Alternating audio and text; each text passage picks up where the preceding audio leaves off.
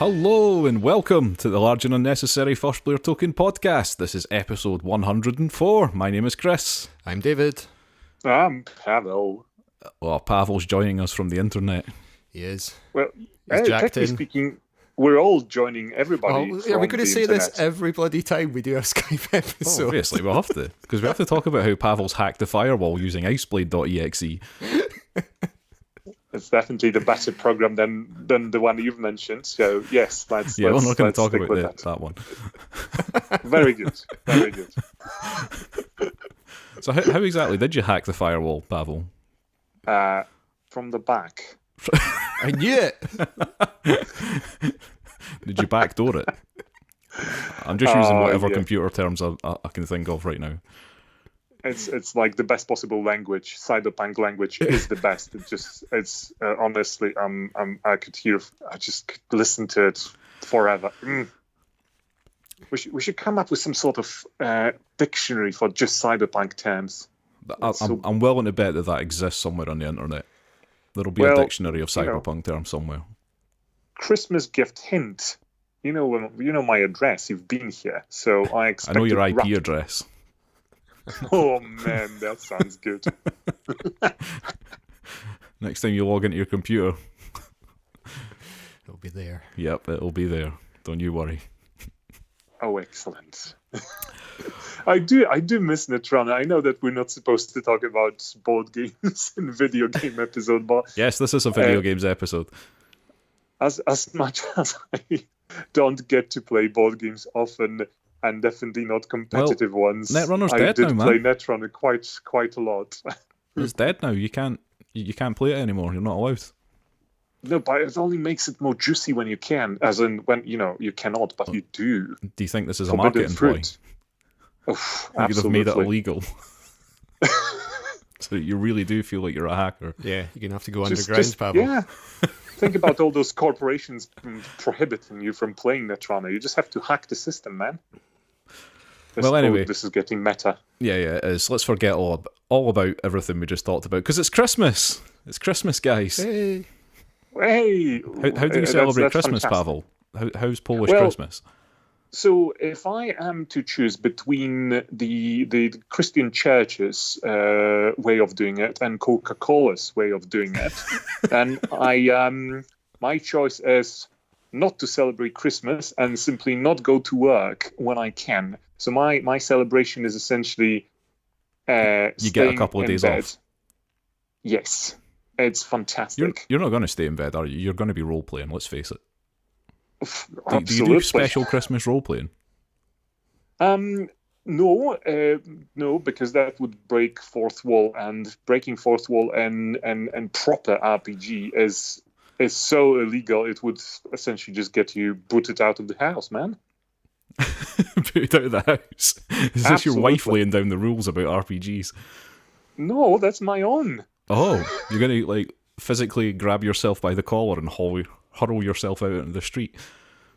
You know what? If you get properly into character, you can do just about anything. It's just the host body that you have to, force to comply.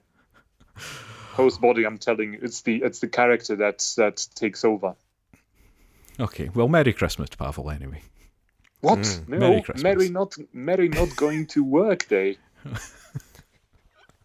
All my days off are merry. There you go. That's the way life should be celebrated. Well, as we say, this is a video games episode. The last episode of 2018. Oh. That's kind of sad, I suppose, in a way, but also let's look forward to 2019. We've got some big plans. Big plans. You're going to see a lot more of our faces, I think. Judging by the Twitter feed. Well, you're only seeing halves of them so far, Yeah. so we'll see. Dave's still not mastered the art. 75%. 25% of my head. Gotta start small, work your way up. You'll see a lot of Dave's hairline. I think it's a fantastic New Year's resolution. It's good to have goals. Even Okay, if well, it's let's just get to this. take half selfies. Let's get this video games episode, the last episode of the year. Let's get this kicked off. So we've got a few things to talk about here. Pawel's going to go first, and yet again, we're trying to teach him the meaning of the word brevity. So let's hear it then, Pawel. Tell us what you've been playing. I'll be brave. I've decided that the adjective from the word brevity is breve, so I'll be brave. You're close enough. Right. So BattleTech. Now, just watch me, guys. I'm gonna be brave. So BattleTech. Yeah. Dave's not impressed. So we've talked about BattleTech before. We really have. And I don't think we've talked about it enough. So here is me talking about BattleTech, and I may have lied by saying that this is going to be talking about the newest expansion because I've not reached it yet. But do you actually have anything to say about BattleTech, or do you just want to fill some space, live in the BattleTech world on the podcast for 10 minutes? I've been playing it ever since the new expansion called Flashpoint came out. I've started playing it from scratch, and it's a fairly big game, so it's going to take a while because you have to essentially beat the...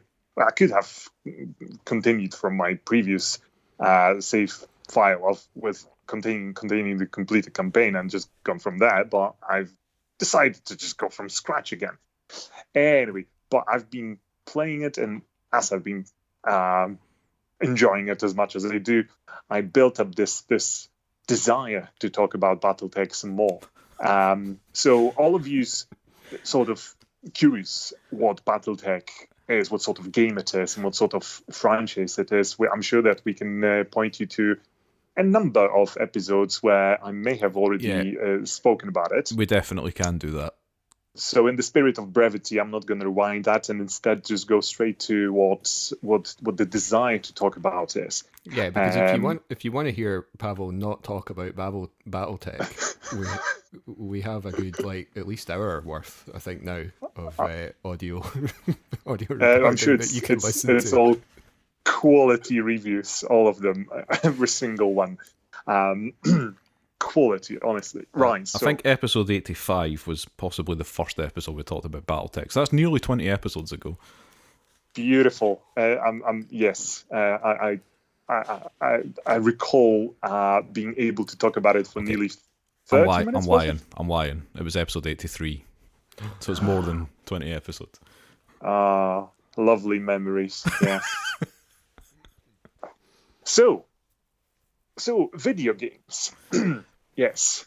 So you know how in video games in general you get a certain structure that we're all used to. Like, for example, leveling up. Yeah, and when you're starting as a crappy whatever level 1, whatever kind of game you play, you usually start from your humble beginnings and you slowly build up your character, your forces, your base, depending on what the game is about. And you go through this, and we all accept this premise because we do, because that's the convention, I suppose.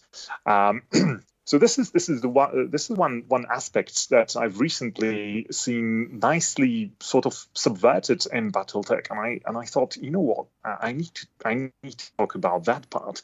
So in BattleTech, you do exactly that. Yeah, you start from being a crappy mercenary company with just a couple of light mechs that barely hold together, and as you go through your contracts, fighting various also very low level and pitiful enemies, you earn more money, gather more salvage, build up slightly better mechs, and you can go on like this for hundreds of hours, and it's absolutely delightful. And it would be perfectly normal and absolutely understandable if not for the fact that I've encountered something that in other video games I would have thought is possibly either an error in programming or a very bold choice. And I faced very recently I'm going to say a gameplay choice that was exciting and petrifying at the same time. And I've never really even had a sensation like this playing a video game, because it was an economical choice. Once you've invested, say, 20 hours let's say 15 hours into your gameplay, building up your 20, 25, 30, maybe 40-ton mechs and spending, say, I don't know, hundreds of thousands credits on every piece of salvage. And suddenly, out of the blue, and this shouldn't really be even possible until the absolute end game, hundreds of hours later, I've spotted two pieces of salvage that, if purchased, would have granted me a 95-ton absolute monstrosity of a mech. And I've spent, and I'm not even joking, like 15 minutes considering a simple choice. Because think about it, in order to buy, and this wasn't even the full mech, because you need to have three pieces of salvage of the same chassis in order to put together a full mech. So this was only two very extremely rare pieces of chassis that I could have bought, and I have. In fact, I've decided in the end I'm going to do it, and I was all like trembling with these emotions I never expected from what was essentially a financial transaction. And I spent pretty much everything I had to the point that I could have easily just finished my gameplay just at that point, simply because if I made a mistake or two, I would have bankrupted and game over. And my goodness, it was exciting. And the exciting part was, if you manage to actually complete a 95 mech that early in the game, you almost break the game for yourself because you're able to field a killing machine, and the game will not even have anything that could stand in its way. Are you saying this game's broken, Pawel? No, I'm saying this game is breaking the rules in an exciting way. Because it's broken. I've then spent another maybe 10 hours flying around various systems just so that I could try and trigger the same rare piece of salvage just to complete my super scary heavy mech in this particularly technological spaceport where you could sometimes buy very rare salvage. I've built my 95-ton mech, and it's just completely just turned my gameplay on its head. It's bizarre now because I'm flying around and I'm able to just beat anyone so easily. Now, I've no idea why something like this has even been made possible. I don't know. I keep thinking no other games would have done it. Yes, if you're playing, I don't know, The Witcher, and every hour you're finding, I don't know, 12 different swords, and they're all giving you various stats. You're not suddenly going to find a Warhammer of, plus 50 of magnificence that insta-kills everything. Well, yeah, but there's a reason for that, Pawel. Because it breaks the game if you do. Well, in a way it does, but think about the huge risk that I took, and just the dilemma that comes with it. Imagine that you have whatever 7 million credits, and you can spend pretty much 7 million credits on acquiring two pieces that gives you absolutely nothing unless you maybe in the future find the third piece of a chassis that would allow you to build this mech. I may have just spent my entire budget on absolutely nothing. I've never even faced a decision like this in a video game. I was impressed and frustrated and even more in love in this game because of this financial transaction. And I think a game that's mostly about shooting armor off, walking war machines, that if a game like this can deliver such an experience in a simple financial transaction, then I was in awe, and I thought that, you know what, I'm gonna share it. So I'm sharing it brevely. I think that the word brevely is also a valid word. Yeah, that was a warming Christmas tale for everyone to learn from. What's the moral of this story, Pawel? The moral of the story is, you know what, BattleTech, yes, there's plenty of shooting. That's not a moral. Also, you can. The moral of the story is power is great. You can, if you like, gamble everything you have. Yes. Suddenly, an unlikely shot. Spend everything and become a bloody god on the battlefield. Yes. I've even got some juicy screenshots of that financial transaction.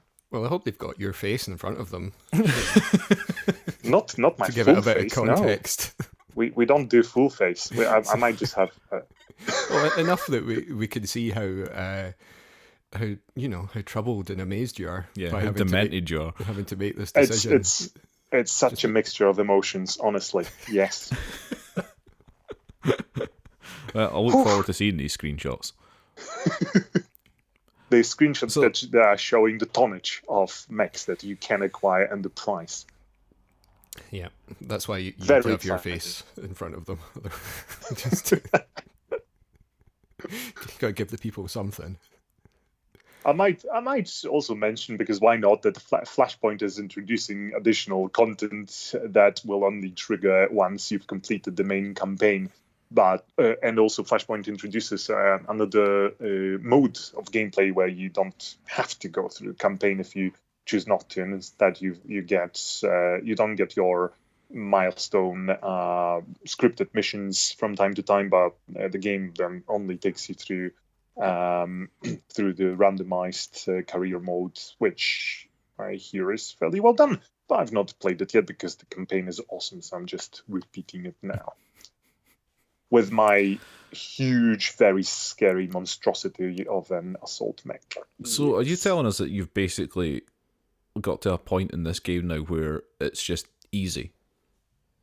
Well, and now you're unbeatable. It's not easy. It's just if you play it right, and if you have such an advantage as so early in the game by just taking this enormous risk and being so incredibly lucky to actually find such a rare piece of salvage, then there's no way you can. I can't imagine there is a way you could actually lose a mission. You can still lose plenty of money if you play badly, because you'll spend a lot of credits on repairs and refits and stuff like this. You can still manage your company badly, but at least you've got this one mech warrior on the field that's pretty much just unbeatable, because he or she is sitting in just a 95-ton mech. That's something you're supposed to have at the end of the campaign. Yeah, like a sort of star player, if you like, on your roster. Yes. Maybe sell their image rights, that sort of thing. You get sponsorship. You get sponsors for your mechs. Oh yeah, that'd be great. You could have like Red Bull written on the side of them. Oh, have you guys heard about this Street Fighter thing they came up with? I have heard of Street Fighter, if that's what you mean. I think Capcom is trying to introduce advertisements in microtransactions. You can, in fact, not even microtransactions. They enable by default skins with paid content. So your Ryu, instead of wearing his white gi and whatsoever, he's got some form of advertisement. I'm going to assume it's Coca-Cola because it's Christmas. So let's say it's a Coca-Cola Ryu. And you can supposedly disable the ads somewhere in the settings of that particular Street Fighter. But the very idea that things like this are becoming a thing is just another step towards dystopian cyberpunk, if you ask me. It was a thing a little while ago. I've had a chat about this with a few other people, and we were trying to think back to when they had a shot at doing in-game advertising, and it was on billboards, if you recall. Do you remember there was a few games that had billboards in them, and adverts would appear on them?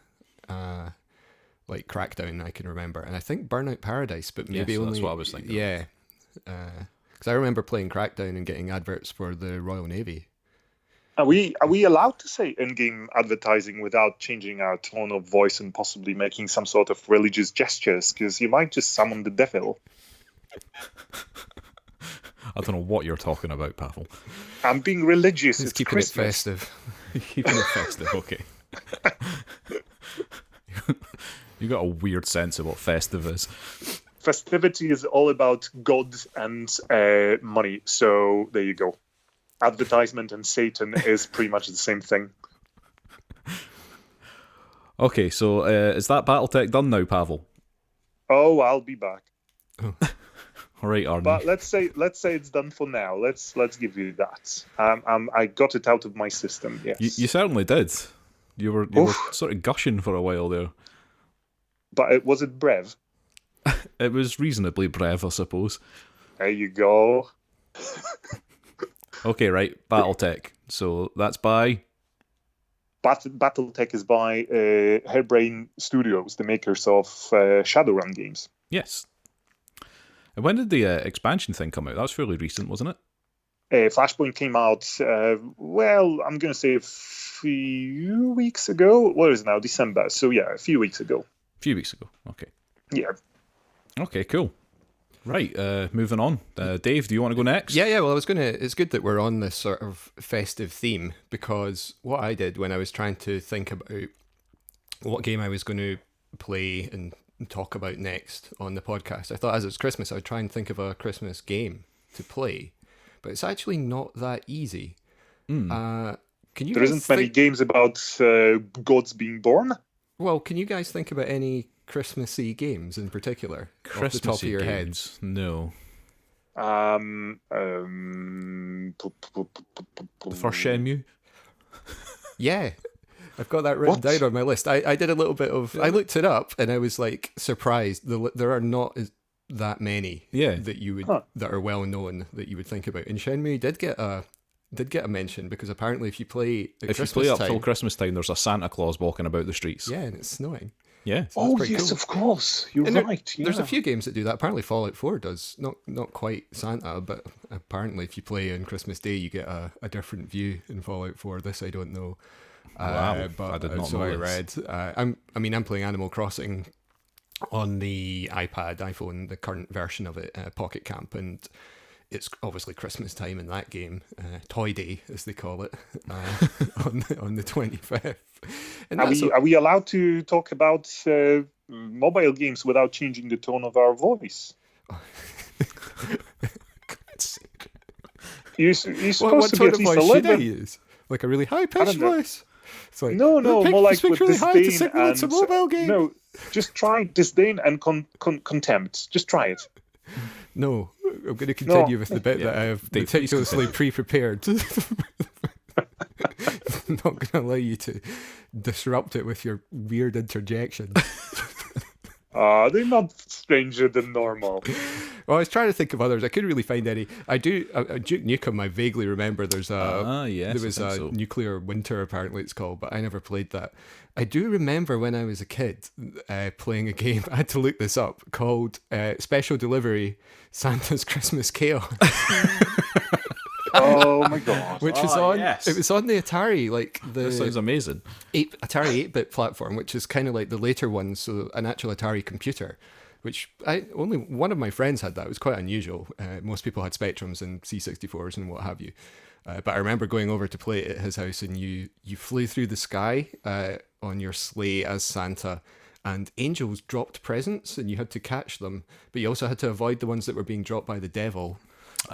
Obviously, and then you could land and go down the chimney and deliver the presents. But the thing I liked most was that you could just drop presents down people's chimneys from as you flew over. Oh, nice! A bit like in Paperboy. I was thinking about Paperboy. Yeah, you were talking about that. It's very like Harrier Attack, which is another game. I mean, they were bombs in that game, but it's very similar.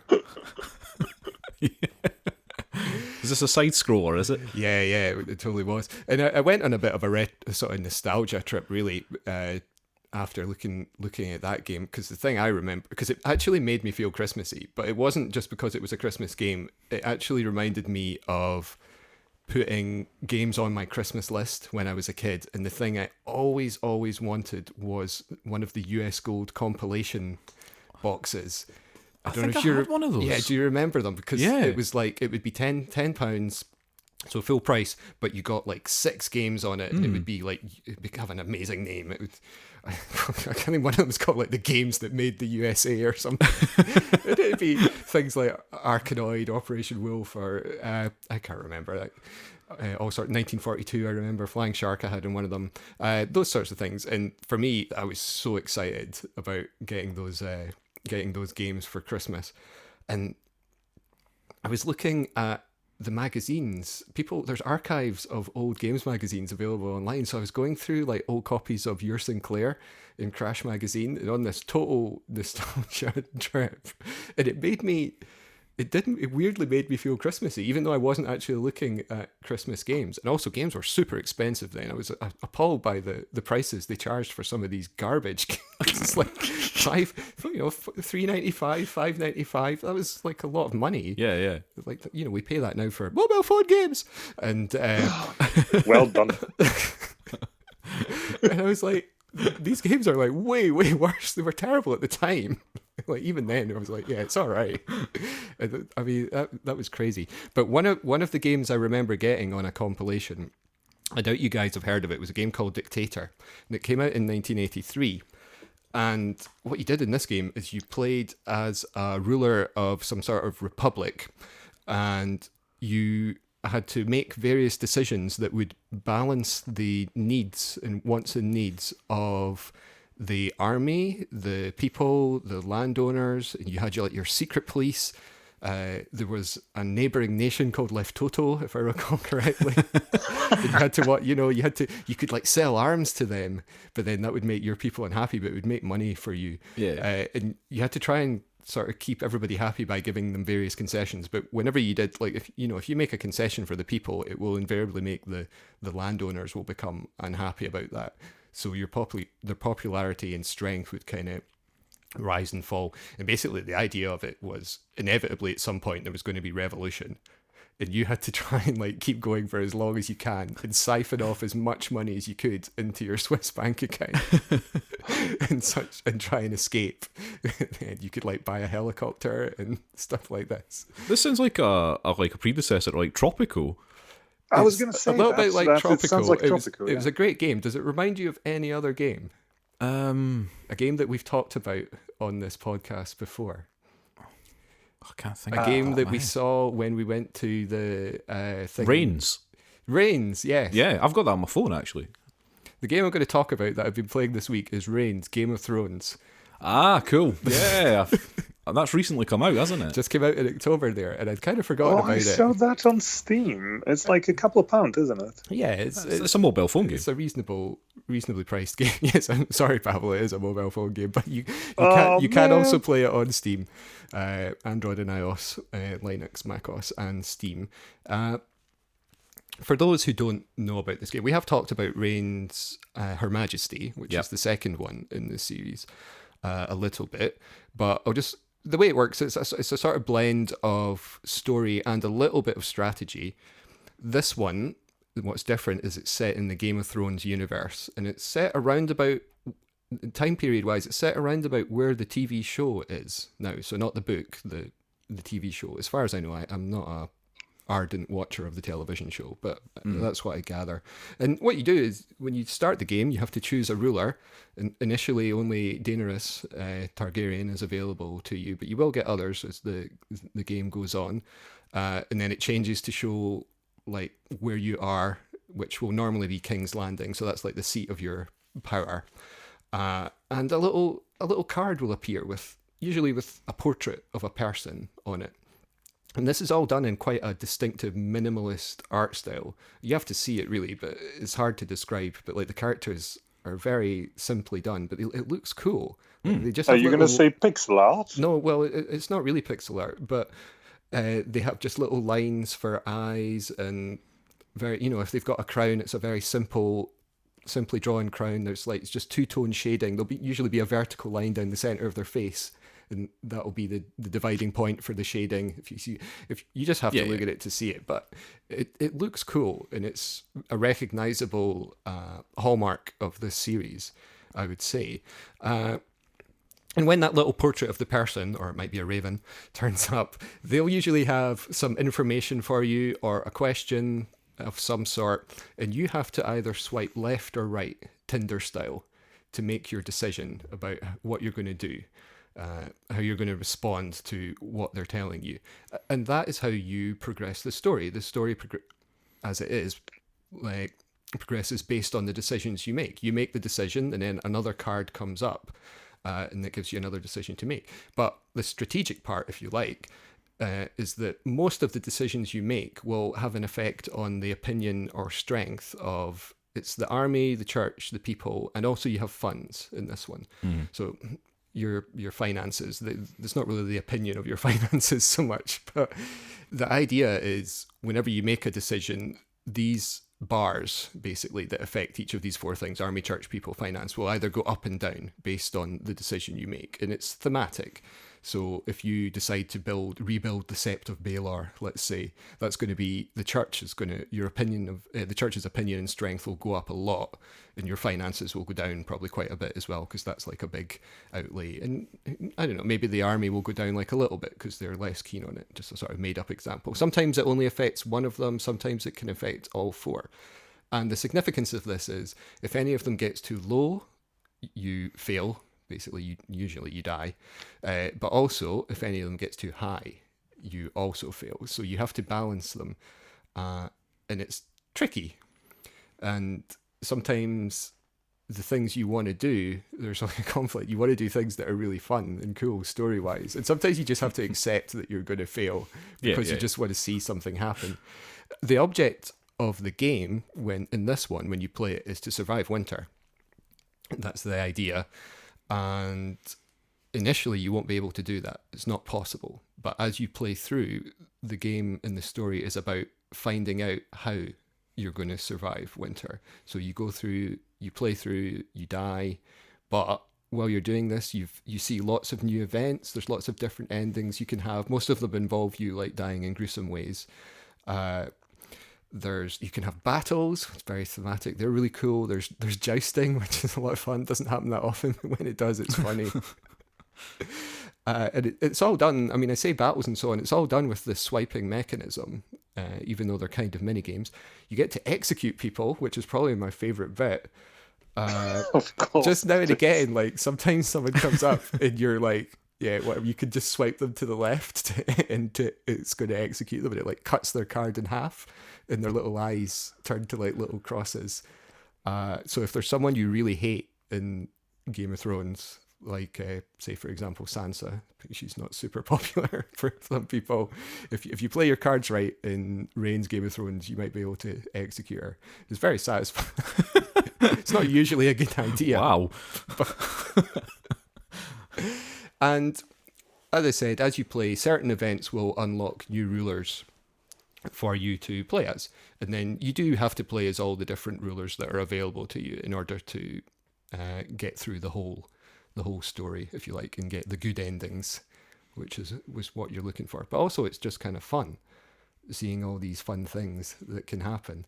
It reminded me of playing Choose Your Own Adventure, weirdly. Oh yeah, it is very much like that. Yeah. Except you're kind of limited in your options. There's only 2 options every time, but... Yeah, that is true.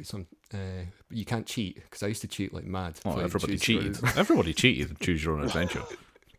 See, that's what's good about raids. You can't go back like once you've chosen something. Because sometimes you'll choose something and it won't turn out the way you thought it was going to turn out. But that's part of the fun. I've got a quick question, sorry, because I've played Reigns a lot on my phone after we played Reigns Her Majesty, because I don't think Her Majesty was quite out yet when we played it at the gaming thing. No, I think it was just about to come out, and I picked up the first game, Reigns, and it's so good for playing like on a short bus journey or anything, because you can play through the lifetime of a ruler in like 2 minutes sometimes, depending on how you get on. But there was little bits in that sometimes where you had to go on a little quest underneath your castle or something. There was like catacombs, and was there anything like that in this? A little bit, yeah. I wouldn't say they were necessarily the highlight of Game of Thrones. The battles are, I mean, they're fun. There is a bit where you have to go beneath the keep in Red Landing, but it's not super exciting, to be fair. I can't remember. I was chasing a cat once, I think. I've not. Well, you would. I've not managed to catch that blooming cat yet. I mean, it gives you a list of 3 hints that you might want to try doing. Yeah. Well, they're almost like achievements, aren't they? Yes. There is a list of achievements, and they're like clues, and that is a part of the game. You do want to pay attention to those, not just be doing things totally at random. Because if you just do stuff at random, you start to see a lot of the same things again, particularly in the Game of Thrones one, because it works a little bit differently from Her Majesty, where that was like a single progression, and every time you did a certain event, it would kind of add new cards, so you'd start to see new things. that kind of happens in Game of Thrones, but it's not as pronounced and it's not as obvious, and it's because of these different rulers. So really what you're unlocking different rulers, and then you play them and you'll get different cards with them. And I think there are changes that can happen. But for example, if you execute someone in this game and then your reign ends, you start a new reign, that person's back again. Yeah. It's not like a persistent thing. Whereas some of the things in Reigns Her Majesty seemed like they could be somewhat persistent. So, but it's good that it's different. I would say that if you don't really know about Game of Thrones, it's kind of a no-go. Aye. Just so much of it will just be lost on you. Even like things like the way the characters look, because a lot of the characters are characters that have been created for this game. They're sort of almost like randomly generated. But so, you know, like if Sir Pawel turns up, you can tell. He would, wouldn't he? Yes. You can tell which house is from. Execute him. Yeah. Well, so immediately you're judging it based on what they look like, because the houses have different costumes. Which house are you, Pawel? Which I'm probably from the north. Yeah. I thought you might say that. Yeah. He's got a high opinion of himself, though. That Pawel. You are often commenting that the weather here is the wrong kind of cold. It's not cold enough cold. Yep.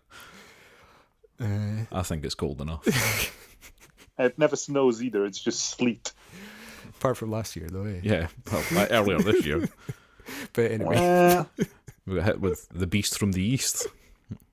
That's not you we're talking about, Pawel.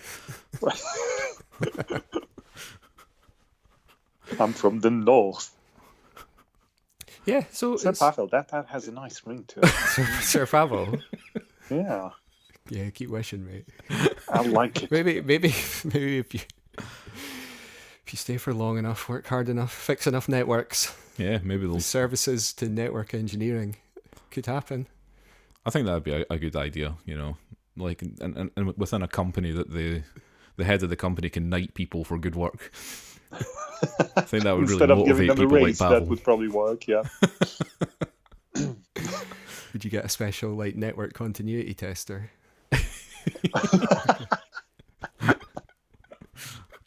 a crown made brilliant. out of Cat 5.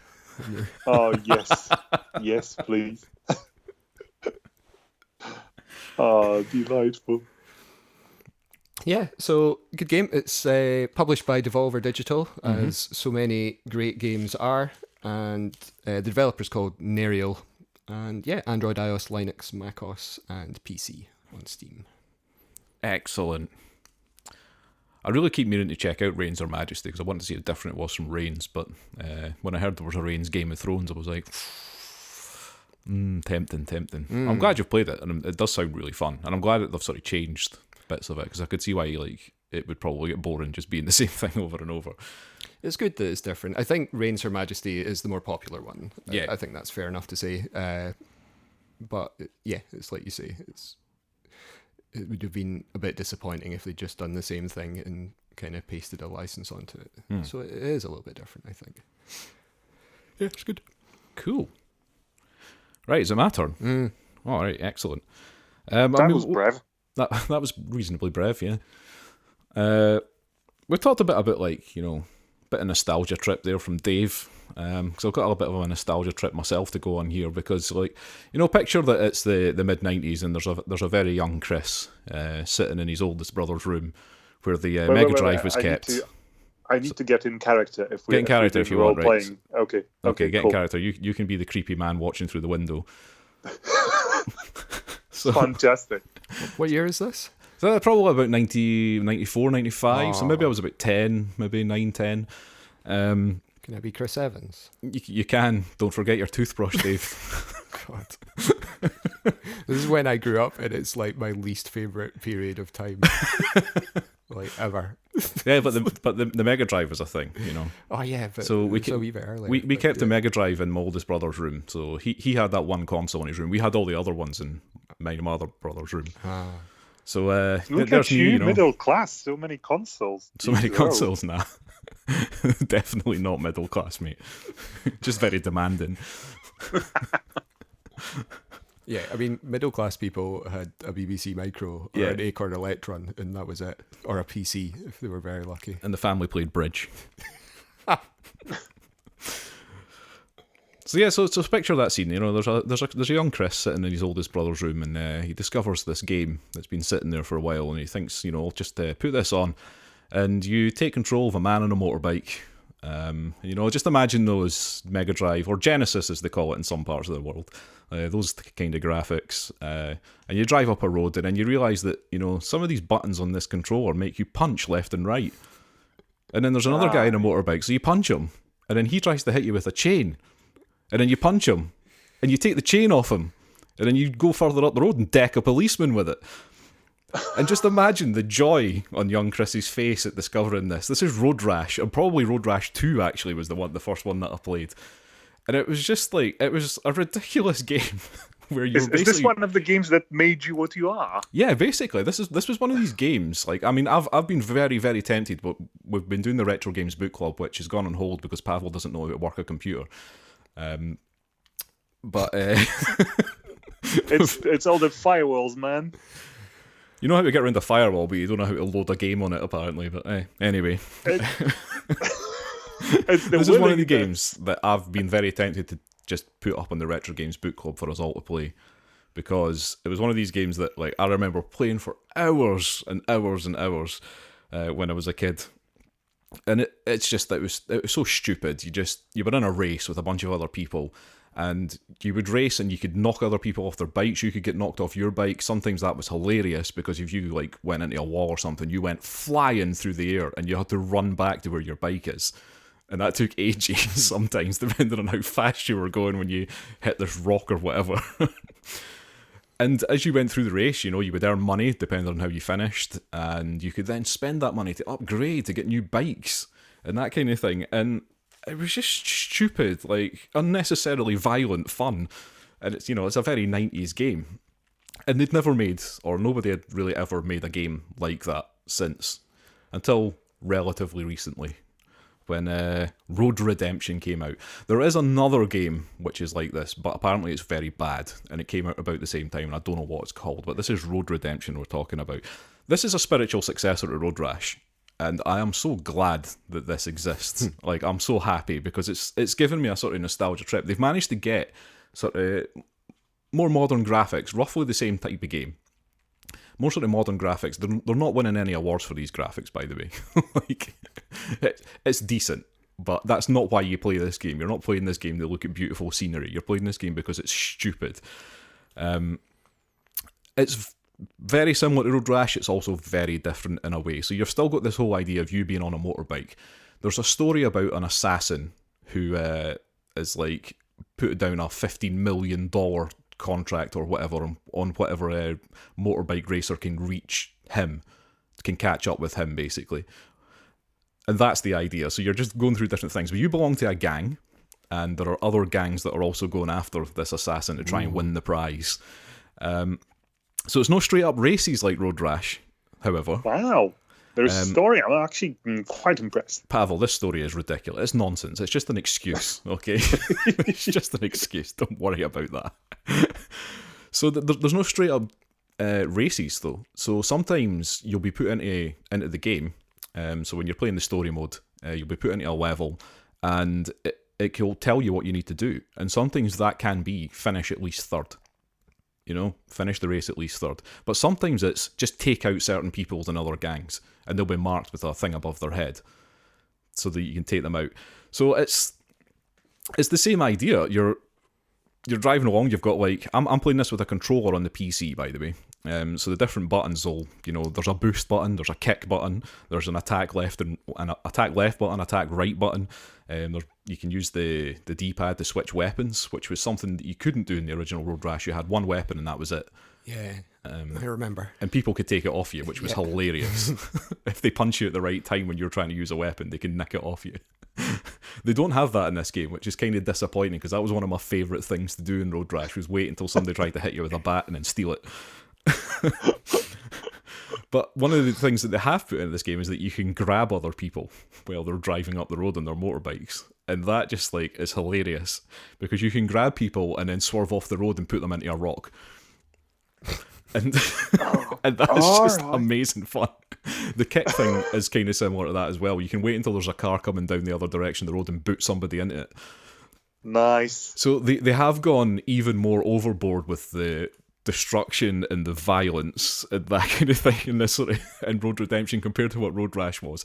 They've done things like they've added knives into the game. They've added guns into the game, but they have very limited ammunition.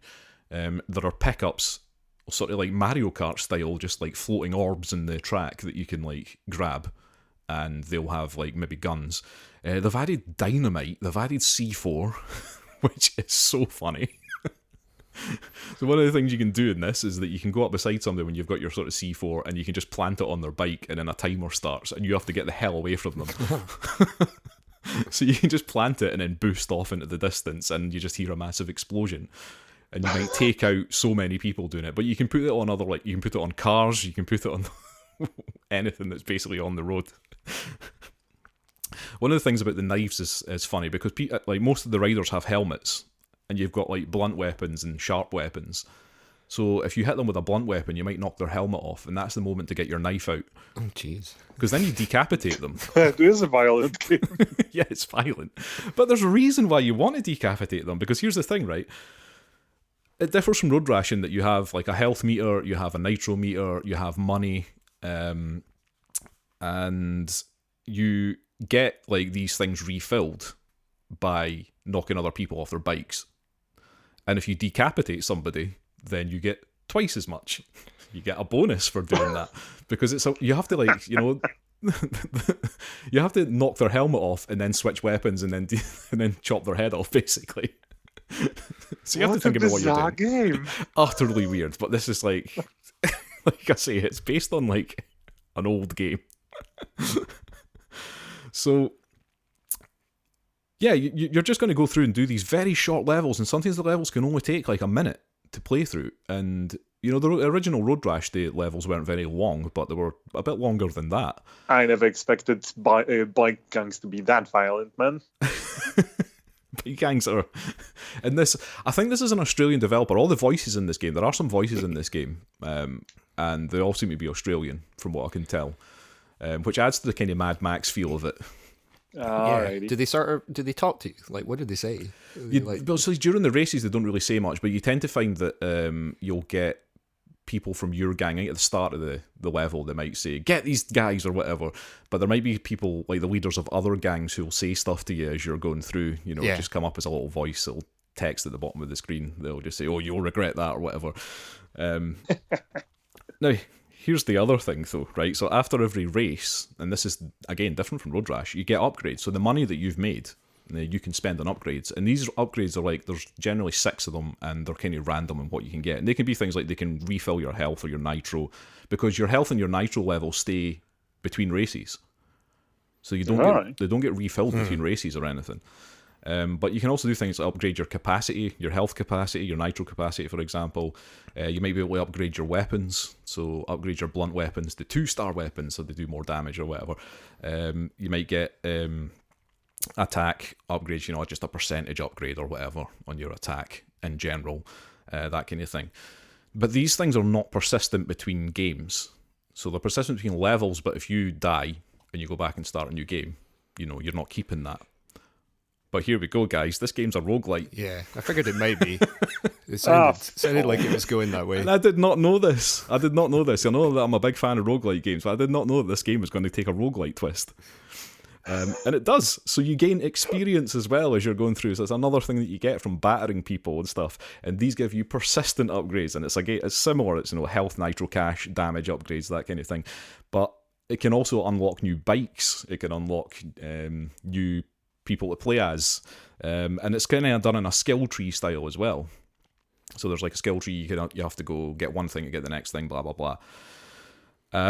So there you go. I mean, you're not going to get to that assassin in your first playthrough. You're going to have to get these roguelite style upgrades because it is so difficult to. Because as you go through the races, they get harder. and you'll get things like police cars will come flying down the road in the opposite direction, and they'll go straight for you. So you have to swerve out of the way of them at the last minute and stuff like that. And it can get absolutely insane, the amount of stuff that's going on in a race. It can get completely chaotic. Do you still have animals in it? I know I've asked you this before. I don't know. Maybe they've decided like chopping people's heads off is okay, but but not animals. Running over a cow is a step too far. Yeah, that's definitely a retro thing. But the thing is, I've not got that far through these levels though. Maybe they'll be on motorbikes. Because it just gets like, the game just gets crazy. Like, even just like 4 or 5 levels in, it just becomes so mental that you just can't stay alive for very long. The other thing, sorry? So do you get, when you're saying it gets crazy, do you get that sort of in the zone thing that you can sometimes get with certain games like Burnout? Need for Speeds, or even, you know what I mean? Definitely. You do sort of, when you're in these games and that sort of stuff is happening, when it gets absolutely crazy, you do get in the zone and you do start to, like, the whole world just fades from around you and all you can see is this computer screen and everything that you're doing. So yeah, lovely. I know what you mean, and yes, that does happen. Good news, this can be played multiplayer. Wow. I think you can play co-op through the story. But there is also sort of single races that you can do where there's just multiple people there that you can just play online with random folk. One of the other things that I wanted to say is that when you come off your bike, there's some classic ragdolling goes on. It's very satisfying as you fly through the air and hit off various things and stuff. I kind of added that in as an afterthought in my notes here. It is missing Road Rash's bike buying fever. Because in Road Rash, I remember the one thing that kept you playing through that game was, I really want that bike. I really want that bike. Looking through in between levels, you could look at the various bikes that you could buy, and they had different stats and stuff. Yeah. Like, I really want that one. And you would have a gradual upgrade as you went through the game, because you kind of had to slowly upgrade different bikes, otherwise you wouldn't survive. You couldn't just save up and get the fastest bike, because you wouldn't get through the next couple of races with your slow bike. So it's kind of missing that a wee bit. I mean, that was the thing that I loved about Road Rash, I think, was just the fact that it had that upgrade system with the bikes. But it's doing its own thing. Yeah. And it's doing it completely even more chaotic than the first Road Rash was. Have you tried the multiplayer just with randoms? Yeah. I did, and nobody was there. Oh, no. And it's kind of disappointing. But so here's the thing though, right? This was a console game. It's on Steam. But it's not a console game, sorry, it was a PC game, which is on Steam originally. And it's been out for, I think, the end of last year. October 2017 was the first release of it. The thing is, though, that last month it came out in consoles. Mm-hmm. So it's on PS4, it's on Xbox One, it's on the Nintendo Switch, which is interesting. It would be good. Sounds like a game that would be good on the Switch. Yeah. I can imagine playing it on. It feels like it's platform. A bit too violent for a Switch. well, I suppose for Nintendo, I know. Yeah, it is there. So it came out last month in the consoles, and I'm wondering if everybody's just abandoned it, because it's clearly a console game, This is not a PC game. Like, I don't know, it's kind of weird that it came out in PC. It's been out for a year before it's come out in consoles. Like, it's weird that it was developed for PC, for me anyway, because it's definitely a console game. This is something you should play with a controller. For sure. Yeah, and I think it would be so interesting to see the multiplayer, because you'd be able to see the effects of what other people are doing ahead of you. So you're talking about like that C4. And aye. So like if someone plants some C4 or whatever, you can see it coming or not see it coming, possibly. Dave just wants to decapitate other players. Can I just say, because I'm utterly shocked here. So I'm talking about exciting financial transactions, and both of you are talking about nostalgic decapitations and just utter violence. That's not Christmassy, is it? I think it's very Christmassy. This reminds me of a family time. Yeah, my game has winter in it. This reminds me of the good times, Pawel, back in the 90s when I was a kid. My game reminds me of DVD box sets. What could be more Christmassy than that? Yeah, there you go.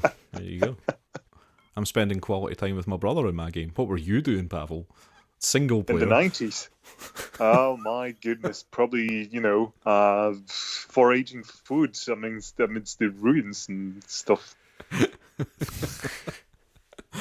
Come on, it wasn't that bad. No. There is one rule about the Iron Curtain.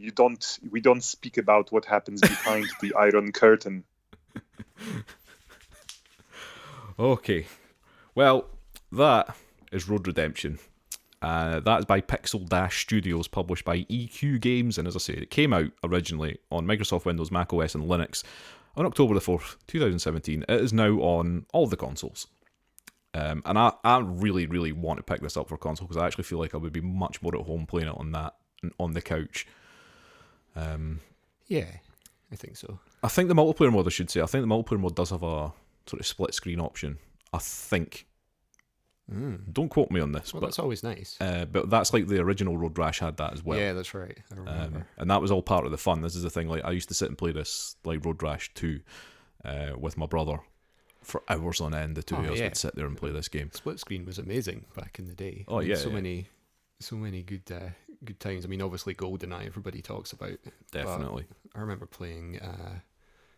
Well, actually, the game I was about to say isn't a split screen game, so that's a terrible. What game are you going to say? I was going to say Bomberman, but you don't need split screen in Bomberman. But definitely, like, that was the golden age of couch co-op stuff, though, wasn't it? Yeah. The sort of the 90s. Micro Machines for me. Yeah, Micro Machines. What a game. Yeah. This has been a hell of a nostalgia trip, boys. I suppose it was, yeah, that's true. That's because the year is ending and we're all looking backwards. Aww. Well, what did you think of the year of gaming of 2018? Well, I think 2018 is supposedly be all about God of War, Red Dead Redemption 2, and Spider-Man, as far as PS4 goes, at least. That's my understanding. Those are the three big titles, and I've not touched any of them. So what's your conclusion? My conclusion is, as far as Sir Pawel goes, it's Battletech and Pillars of Eternity 2. Fair enough. Yeah, I mean, I played a lot of interesting games this year, but a lot of them you've opened some chests, Dave. I certainly did. I've opened many chests between Fortnite and God of War. There has been a lot of chest opening. But, well, yeah. For me, I mean, it's all about Overcooked 2, isn't it? So yeah, that's game of the year. Yeah, definitely game of the year. Oh yeah, Talking about couch co-op. Might see if I can get some Overcooked, maybe 4-player. That'd be Christmas beautiful. time with the family. Christmas Overcooked. Maybe I've only got 2 controllers though, so we'd have to do the share controller thing, like you could do with Micro Machines. I remember. Yeah. So that would just make it even more entertaining, I think. Excellent.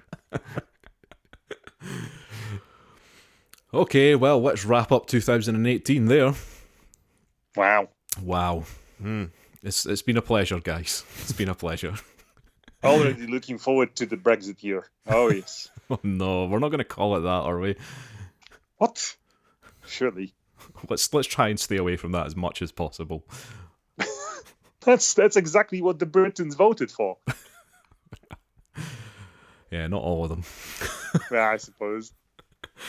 Okay, well, we will give out all our internet stuff. So if you want to email us, you can do so at firstplayertoken@gmail.com. That's FIRST Player Token. You can find us on Facebook, Twitter, SoundCloud, iTunes, which I believe everybody is now calling Apple Podcasts. So you can find us on Apple Podcasts. Stitcher, that's the other podcast thing. YouTube, we have a PSN community.